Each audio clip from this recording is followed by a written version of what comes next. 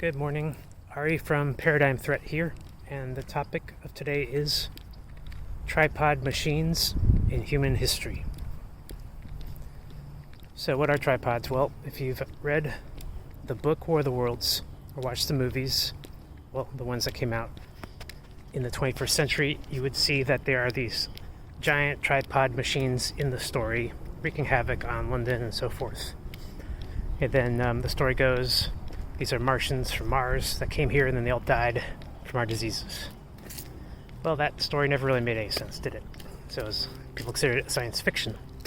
But what's more interesting about the story is that it's the first science fiction book ever to be published, War of the Worlds, 1901 or 89.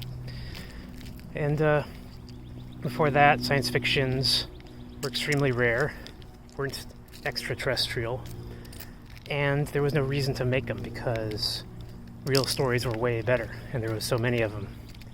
As the saying goes, you can't make that up, and it's true. If you'll believe me, watch that movie, Usual Suspects. It's the whole premise. So, point is, War of the Worlds is redacted fiction, of course, based on real human history. And in the 19th century, there was no such thing as science fiction books. It was just all real. So starting with that book, they want us to believe that all of this stuff was going to be fake. Invaders from another planet, fake. Aliens, fake. Tripods, fake. Heat rays, fake. Martians, fake. And in order to hammer this into us, they basically hit us with endless Mars programming. If I start listing it, you'll know exactly what I'm talking about. Starting from Marvy the Martian, going into strange movies like Mars Attacks. And they're telling us this whole time that yes, there are humans on Mars, they do rule us, but they don't want us to know that they're human, right? So they constantly make them look like weird aliens, squids, and so forth. So the point is the story is true, but redacted. Which parts are true and which parts are redacted? Well, the squid-like aliens and all that, or visitors from other galaxies or solar systems, all of that is fake. There's no need for it. The aliens that deal with us here on Earth are right next to us on Mars, and they're human. There's no reason for us to go further. So what about the tripods? Most mysterious object. Very alien-like, right? But if you know the book real well, if you remember the description of the tripods, you might realize that it's almost too realistic again. That book is almost too realistic, describing a type of technology that should not exist yet. How could H.G. Wells have known? How do you know about the heat ray that would eventually be made some 60 years later? How did he know how the tripod machines worked from within? There's one scene I'll describe when a tripod is attacking a city south of London in the book, and it is hit by an artillery shell from a line of cannons. The machine, it gets hit directly and starts staggering in a circle. It hits the ground, and the tentacles and its arms start flailing wildly in the book. The heat ray that's carrying hits the water, and the water evaporates instantly because of how much charged up heat that zero conducting container had within it. All these facts from a guy that really wasn't accustomed to much science and was dealing with fiction, making it up in his imagination, we're told. These details are too real. For example, when the machine went down and the metal tentacles started flailing wildly, why would that happen? Just think about it. Is it the Martian inside the hood holding on to the controls still, injured and flailing them wildly? Is that it? No. It doesn't make any sense. The author of the book describes these machines as quite otherworldly-like. They're not machines at all. They're actually alive. They look alive. They look around with eyes. Their hands are very lifelike. Their tentacles made of metal. They grab things and they use motion as if they were real, not something in the cockpit at all. So, what kind of technology is being described here? It wasn't the cockpit technology. It is known as super cockpit. If you've seen those declassified documents, a super cockpit is a type of control device for a machine where you put a helmet on and all of your nerve inputs and outputs are sent through this machine. Your body goes to sleep.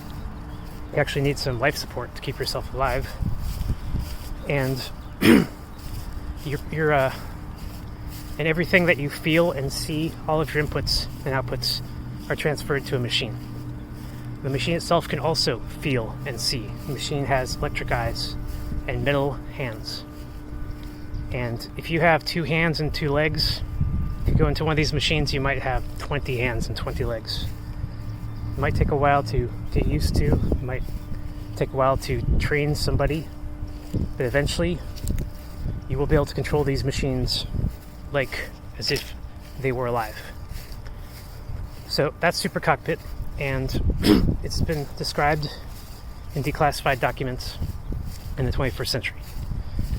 So what are the chances that this technology was used in the 19th century? Now, if you know my research, you know that this is a time of we're past advanced technology and we're now suppressing it. After the 1812 war, after the mud flood, all technology was suppressed. And we started fighting each other with little cannons and dragging them across the battlefields, cannonballs, and muskets that barely worked. We went way backwards in the 19th century. Somebody was trying to suppress our technology, our knowledge of history, and rally us into endless wars, Civil War, World War I, World War II. But to do that required a great deal of deception and a use of advanced technology. So where do the tripods come in? The reason the War of the Worlds book exists is because there was a tripod incursion in London in the 19th century, 1891, something like that. And so many people saw it happen that they could, and left and fled it to Europe, that they could not cover it up. So they had to make and release the first science fiction. It was the only move. Think about it. It's the only move. They had to say it's a science fiction and redact it. H.G. Wells was a known plagiarist. He was sued by people for stealing their ideas. And he won in court, which tells you that maybe the court system was pretty damn corrupt back then, just like today, and that our reality is essentially asserted in the Ninth Circuit. We're not really agreeing on reality, we're just looking at a bunch of court precedents at this point, which say that H.G. Wells was not stealing anything from anyone, and this was all his original concept. Okay. So, back to the story. There was an incursion in London. And why? Because London was going to become the center of the world very soon. If you know my research, you know I talk about the Rus Horde Empire breaking apart in 1775. Giant power vacuum in the 18th, 19th centuries. A lot of wars. And at some point, somebody out there started claiming that they were the empire. They were the Rus Horde Empire. It started in England, where their aristocracy, now cut off from the vassal it used to be to the Rus Horde Empire, declared themselves kings and queens, and their lineage going all the way back to the beginning, to thousands of years, right? And then Europe did the same thing. A bunch of little regions declared independence from the Rus Horde Empire and said that they were the aristocracies of the regions. So the deep state asserted its power over Earth in the 19th century by ruling the aristocracies of each region and forcing us into sort of a czardom, where you listen to the czar until you can't stand the czar anymore. They had tons of anti-emperor propaganda back then being published. And then you revolt and you throw him out of power, declare independence as a democracy or a communist revolution. Right? This is the strategy of the 19th century. But to do that, they had to really brainwash a lot of people. And since it started in England, and England became the world empire of the 19th century, something must have happened in London to brainwash people into it. So 1891, you have this incursion. London is cleared of life. tripods show up. Some of them are taken out. If you notice in the book, every time a tripod goes down, the rest of them pick up the body, the debris, and take it away. They don't want anyone finding this technology. They're trying to clear their tracks of evidence. The purpose of the tripods, of course, were not to invade the planet. They were to clear London of life. They came in and they gassed everyone. That's not very surprising, is it? And they went, and as everyone died on the streets or in the buildings, these machines would go to each building and systematically crawl through them with their arms, dragging all the dead bodies out and throwing them into giant baskets in the back. H.G. Wells would say that the humans were being collected alive because we're going to suck their blood, right? Yeah, that's where his redaction becomes fiction. In reality, no human could survive being anywhere close to these things. If you're even grabbed by one of those arms, you're going to die. And when you're thrown in the basket, it's just because they're collecting the bodies. It's hard to destroy bodies. The bones are left behind. The skull is very hard to destroy itself. Even a heat ray can't do it. So you need to collect the bodies, bring them somewhere else. And that's what we see described in this book. Giant machines crawling through London, picking bodies out of houses, throwing them into mail baskets, and then buggering off, leaving nothing behind but a dead London. In the book, there's this ridiculous ending where all the Martians are in their hoods, and they're, the living squid version, and they're saying, oh no, we screwed up. We shouldn't have done all this, because apparently we're not immune to their viruses. And so they're wailing to each other, right? And they're going, ooh la. It's a really sad, spooky, scary ending. But it doesn't really make any sense, because A, Martians would have known about disease. B, they would have had some kind of plan to counter it using, automated vehicles instead. So H.G. Wells wasn't really thinking too hard about this part of the plot. He really was trying to bend the whole story backwards into a conclusion that don't worry about the Martians, worry about God. God defeated the Martians. God always has a plan. God set the plan in motion a million years ago, blah, blah, blah. That was his conclusion. So he basically needed a story where the Martians were all killed by God, even though they're advanced and intelligent and very strategic in planning, and there's no reason for them to have such a major foul up. So the story really ends with dead London and no tripods. They were successful and they moved all their stuff out. The story hints that they were building a flying vehicle. Now, why would tripods build a flying vehicle? Why would aliens not know how to fly? Well, there's actually a reason for that. 1812 was the mud flood, Great Reset. We had about 60 years of desert on Earth. The electromagnetic field was destroyed and kind of rebuilt naturally. The Apsu layers, which were visible in the 17th, 18th century, disappeared. We could not see the traces of them anymore after this event. So it definitely scarred the Earth, the 1812 reset. And this scar was so drastic that whatever flying technology existed in the harmonious, natural environment of the Earth back then had to be recalibrated for the new environment. A lot more heat, a larger, thinner electromagnetic field. We basically destroyed it all, just like the ending of Planet of the Apes movie. We blew it all up, and we're living in a desert. So these tripods could not fly here. They had to crash. They had to land. They had to recalibrate electromagnetic repulsion for our current atmosphere. And eventually they did. They built all this stuff and they moved it all back out of here, back up to Mars. At which point they had the ability to fly. Next thing we know, a bunch of UFOs show up in the 20th century. And they're hovering over us during World War I, during World War II, and they're crashing. We keep seeing them, and we fire at them in the Battle of LA, and they seem to be invulnerable. These are all facts that have never been fully explained correctly.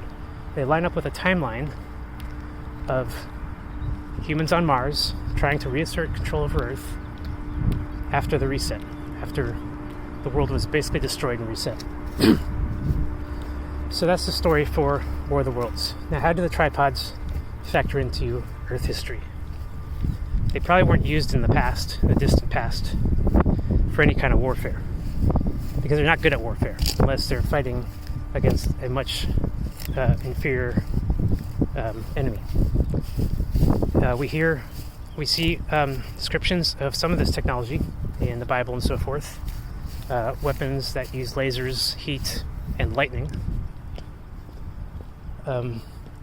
But we don't really see any evidence of tripods being used. So where does that come from? Where's the three-legged thing come from? Why is it necessary? Why weren't they all just a bunch of six-legged spiders or something else? The reason why they're tripods is because before they were ever used for war, they're used for construction. One question we have of the 19th century is who built all of this neoclassic architecture all over the planet? And why can't we build it anymore? So here's your answer. We were using some advanced technology to build it. And that technology is not available anymore because we're not supposed to know about it. So what technology? If you look closely at the tripod machines themselves, forget about the squid-like aliens. Those are machines too. Either remote controlled or embedded within a life form that fully controls the machine, all the arms and legs, and feels pain too. And these handling devices were so powerful that they could basically build buildings. You could carve up concrete. You can set concrete and shoot it into position. You can use advanced saws and lasers to cut objects as necessary. And you can do very detailed work with the smaller arms. If you want an idea of what kind of machine I'm talking about, think Matrix. Think the Sentinels. These are giant squids with a bunch of arms. They're very articulate and can do detailed work. But they can't fly, like in the movie. They're just crawling around kind of on those arms. And when they need to use a body, they go up to the body and they jump in. So what's a body? Like a tripod. The tripod hood itself is nothing more than a platform with three legs that extend way into the air. And why do they need to go into the air? Because they're building neoclassic buildings. And you know how big these buildings are. The tripods need to extend 40, 50 feet up into the air and then work articulately on some gargoyle, in a Gothic structure or whatnot. So, yes, I do believe that the neoclassic architecture of the 18th, 19th was built by tripods. And previous structures, like, say, Hagia Sophia, Turkey, were not. Those were built by giants, human giants. And there's a big distinction between the two types of architecture. The neoclassic ones built by tripods are ugly, made of concrete. They have usually one color. They usually build government buildings, like, I don't know, the Bureau of Commerce, Chamber of Commerce, stuff like that. Very in-betweeny kind of buildings that we're not really sure what the purpose is. Are they government? Are they private? But we have a lot of that, right? So that's what they built for us. Every time they attacked us, every time they destroyed buildings, they would rebuild them. They would set everything back the way they wanted it, put certain people in charge, and give them the buildings they need to rule us. These giant concrete government buildings in America and England, Australia, Canada, were built specifically for the purposes of ruling humanity in this sort of fake democracy that we have, representative, where we gotta hope that the current pope of our land is doing things that we want. If not, we're supposed to impeach him or throw him out. This is bullshit. Anyone that knows the history of democracy knows that it has been a complete failure from beginning to end. It has never worked. It has always been an instrument of the deep state. It has always been implemented by these giant concrete buildings that just seem like they were there forever. Nobody ever questions who really built them or why. We just do what they say. So, when did they build buildings in New York? Well, there was a tripod incursion in New York, wasn't there? 1938. Hundreds of thousands of people said that they saw tripods gassing people in New York. And then, after it was all over, one guy, Orson Welles, who everyone insists has no relation to H.G. Wells, came out of nowhere. He's not a good actor, and he's not a good developer, director, or anything like that. He does a really shoddy version of the War of the Worlds book by broadcast. I've listened to it 100 times, but I don't like it. It's stupid. And the only parts that I like are the parts that I think that they basically had to keep from the original broadcast, which did go out. These are people, seeing a pit, seeing something come out of the pit, seeing something attack the region, and then, as the saying goes, no more news comes out of that area. It's a very significant line. It's been in every version of the movies, and it means that when they attack, they don't attack to be seen. They attack so that you never know that they're ever there. And when it's all over, if there's some buildings they destroyed or something, they would rebuild them. Even better, giant concrete city-style buildings to put the population back in a hierarchy of control when they leave. And those in power generally tend to be religious people. Protestants, Catholics, Jews, Buddhists even, who frankly believe that God had just intervened in their region. And they will say so. And it's in the book, and it's in the movie. There's always a character that says, this is God's work. God's mad at us, punishing the neighborhood. And so the people in charge really don't see anything weird about these tripod incursions. They think the devil showed up, and then God eventually beat them, and then placed the righteous back in charge. And the rest of us aren't given that story, so we're meant to believe that none of it happened. And between the faithful who are in charge of us and the unfaithful among us who are critical of them but will never have any power, they have a foolproof control system. So that's that.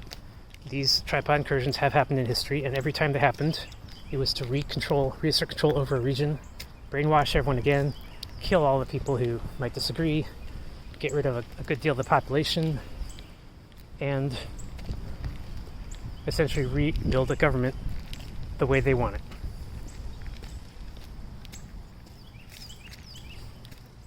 So, any conclusions from this? Not really. Just some thoughts on how the tripods worked and how they may have been used in history. At some point in the future, we're going to see all this advanced technology again, and maybe it'll raise some of the questions of, was this stuff used in the past? But until then, everyone really definitely believes that this technology does not exist, that humans on Mars do not exist. And if you look at things from that perspective, you really have to conclude that they got us, that they completely got us. They brainwashed us in all of the ways that they needed to over 100 years. And at this point, none of us really have the agency to call them out because every single thing that we could possibly say is going to sound like Looney Tunes, like Marvy the Martian, like some stupid Martian movie that we've all seen. All right, that's my point, and let me know what you guys think. All right, have a good day. Bye.